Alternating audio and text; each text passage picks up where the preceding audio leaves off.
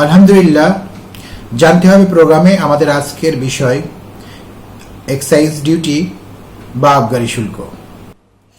আমরা এই ভিডিওটির মাধ্যমে এক্সাইজ ডিউটি কি, কখন, কারা, কার নির্দেশে এবং কোন ক্ষেত্রে এক্সাইজ ডিউটি বা আবগারি শুল্ক কর্তন করা হয় ব্যাংকিং সিস্টেমে, আমরা সেইটা আজকে আলোচনা করব। বাংলাদেশে যে সমস্ত ব্যাংক বাংলাদেশ ব্যাংকের তালিকাভুক্ত হয়ে বাংলাদেশের অভ্যন্তরে ব্যাংকিং কার্যক্রম পরিচালনা করে, সেই সমস্ত ব্যাংকে যে সমস্ত গ্রাহক তাদের দৈনন্দিন লেনদেন পরিচালনার জন্য বিভিন্ন ধরনের হিসাব মেনটেন করে, উক্ত হিসাব সমূহের উপরেই একটা নির্দিষ্ট তারিখে অর্থাৎ প্রত্যেকটা ক্যালেন্ডার ইয়ারের 31শে ডিসেম্বর তারিখে সাধারণত বাধ্যতামূলক একটা নির্দিষ্ট অ্যামাউন্ট ডেবিট অথবা ক্রেডিট হলে এক্সাইজ ডিউটি ওই ব্যাংক ধার্য করে গ্রাহকের উপরে, গ্রাহকের অ্যাকাউন্টের উপরে। আমি আবারও বলছি, বাংলাদেশ ব্যাংকের তালিকাভুক্ত যে সমস্ত ব্যাংক দেশের অভ্যন্তরে তাদের ব্যাংকিং কার্যক্রম পরিচালনা করে, ওই সমস্ত ব্যাংকে যে সমস্ত গ্রাহক তাদের হিসাব পরিচালনা করে, যে কোনো ধরনের হিসাব পরিচালনা করে, ওই সমস্ত হিসাবে একটা নির্দিষ্ট পরিমাণ টাকা যদি জমা, উত্তোলন, ডেবিট অথবা ক্রেডিট অথবা সারা বছর ধরে জমা রাখে, সাধারণত তার উপরে প্রত্যেকটা ক্যালেন্ডার ইয়ারের 31শে ডিসেম্বর তারিখে ব্যাংক কর্তৃক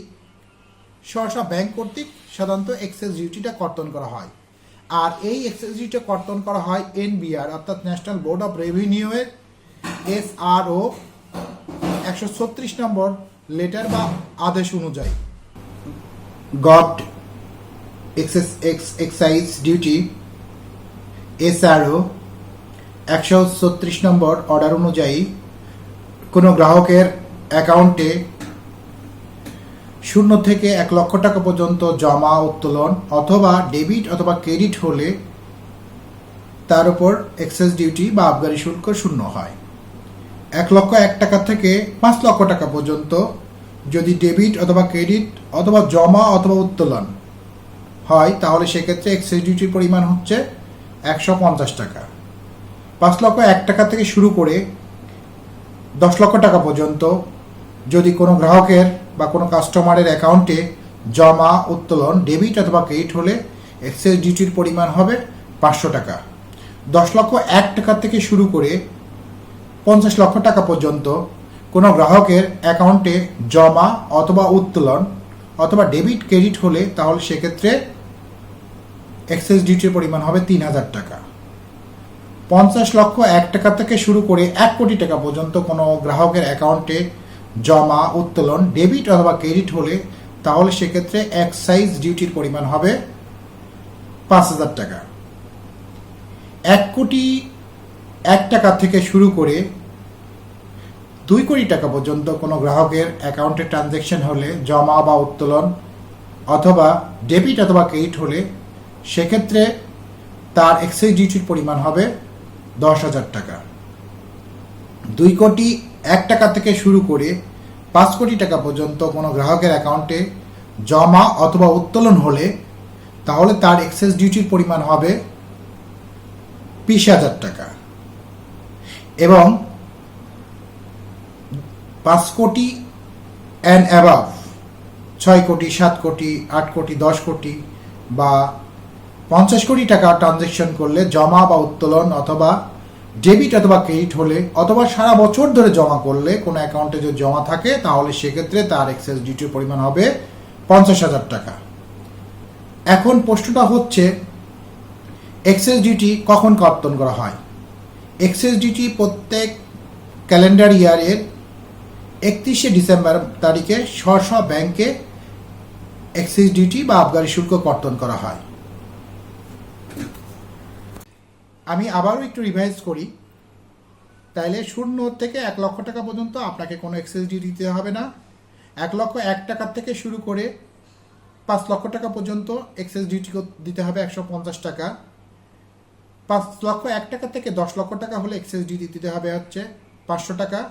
10,01,000 টাকা থেকে শুরু করে 50,00,000 টাকা পর্যন্ত এক্সাইজ ডিউটি দিতে হবে 3,000 টাকা, এবং 50,01,000 টাকা থেকে 1 কোটি টাকা হলে এক্সাইজ ডিউটি দিতে হবে 5,000 টাকা, এবং 1,01,00,000 টাকা থেকে শুরু করে 2 কোটি টাকা পর্যন্ত যদি আপনি ট্রানজ্যাকশন করেন তাহলে সেক্ষেত্রে এক্সাইজ ডিউটি দিতে হবে আপনার 10,000 টাকা, এবং 2,01,00,000 টাকা থেকে শুরু করে 5 কোটি টাকা পর্যন্ত যদি আপনি জমা অথবা উত্তোলন করেন তাহলে সেক্ষেত্রে কিন্তু আপনার এক্সাইজ ডিউটি দিতে হবে 20,000 টাকা। আর 5,01,00,000 টাকা থেকে শুরু করে যে কোনো অ্যামাউন্ট বেশি হতে পারে, 6 কোটি হতে পারে, 7 কোটি হতে পারে, 10 কোটি হতে পারে, 50 কোটি হতে পারে, ঠিক সেক্ষেত্রে কিন্তু আপনার এক্সাইজ ডিউটি হবে কত? 50,000 টাকা। এখন প্রশ্ন হতে পারে এক্সাইজ ডিউটি কখন কর্তন করা হয়, এক্সাইজ ডিউটি কারা কর্তন করে? এটা আছে এনবিআর এর নির্দেশ অনুযায়ী, অর্থাৎ বর্তমানে 136 নম্বর SRO 136 নম্বর অধ্যাদেশ অনুযায়ী, অর্ডার অনুযায়ী প্রত্যেকটা ব্যাংকে, যে সমস্ত ব্যাংকে স্ব গ্রাহক তাদের হিসাব পরিচালনা করে, ওই সমস্ত ব্যাংক সাধারণত 31শে ডিসেম্বর তারিখে এই এক্সাইজ ডিউটিটা কর্তন করে। প্রশ্ন হতে পারে যে যদি ব্যাংক অ্যাকাউন্টে টাকা না থাকে তাহলে কি হবে? আপনি যে ব্যাংকে সারা বছর ট্রানজ্যাকশন অর্থাৎ জমা উত্তোলন অথবা জমা করছেন, আপনি ডিসেম্বর মাসের আগেই উত্তোলন করে নিয়েছেন, আপনার অ্যাকাউন্টে বর্তমানে ডিসেম্বর 31 তারিখে আর টাকা নাই, তাহলে কি হবে? সেক্ষেত্রে আপনাকে ওই ব্যাংক ওই এক্সাইজ ডিউটির পরিমাণটা আপনার অ্যাকাউন্টে লিয়েন করে থাকবে। আপনি পরবর্তী বছরে বা পরবর্তী সময়ে যখনই আপনার অ্যাকাউন্টে টাকা জমা রাখবেন, সঙ্গে সঙ্গে ওই টাকাটা কেটে নেবে। এখন প্রশ্ন হতে পারে এক্সাইজ ডিউটি কখন কর্তন করা হয়, এক্সাইজ ডিউটি কারা কর্তন করে? এটা আছে এনবিআর এর নির্দেশ অনুযায়ী, অর্থাৎ বর্তমানে SRO 136 নম্বর অধ্যাদেশ অনুযায়ী, অর্ডার অনুযায়ী প্রত্যেকটা ব্যাংকে, যে সমস্ত ব্যাংকে স্ব গ্রাহক তাদের হিসাব পরিচালনা করে, ওই সমস্ত ব্যাংক সাধারণত 31শে ডিসেম্বর তারিখে এই এক্সাইজ ডিউটিটা কর্তন করে। প্রশ্ন হতে পারে যে যদি ব্যাংক অ্যাকাউন্টে টাকা না থাকে তাহলে কি হবে? আপনি যে ব্যাংকে সারা বছর ট্রানজ্যাকশন অর্থাৎ জমা উত্তোলন অথবা জমা করছেন, আপনি ডিসেম্বর মাসের আগেই উত্তোলন করে নিয়েছেন, আপনার অ্যাকাউন্টে বর্তমানে ডিসেম্বর 31 তারিখে আর টাকা নাই, তাহলে কি হবে? সেক্ষেত্রে আপনাকে ওই ব্যাংক ওই এক্সাইজ ডিউটির পরিমাণটা আপনার অ্যাকাউন্টে লিয়েন করে থাকবে। আপনি পরবর্তী বছরে বা পরবর্তী সময়ে যখনই আপনার অ্যাকাউন্টে টাকা জমা রাখবেন, সঙ্গে সঙ্গে ওই টাকাটা কেটে নেবে। যদি আপনি সারা বছর মনে করেন যে আপনার অ্যাকাউন্টে জমা করলেন 10 লাখ, 5 লাখ, এভাবে করতে করতে আপনি মনে করেন যে 1.5 কোটি টাকা আপনার অ্যাকাউন্টে ডিপোজিট হয়েছে, সেক্ষেত্রে কিন্তু আপনার এক্সাইজ ডিউটি কিন্তু কাটবে আপনার 10,000 টাকা। যা হোক, এ নিয়ে বিভ্রান্ত হওয়ার কোনো কারণ নাই। যদি আপনাদের কোনো তথ্য বা কোনো কিছু থাকে আমাকে কমেন্ট করলে আমি অবশ্যই আপনাদের এটার উত্তর দেব। সবাই ভালো থাকেন, সুস্থ থাকেন এবং সুন্দর ব্যাংকিং করেন। ধন্যবাদ।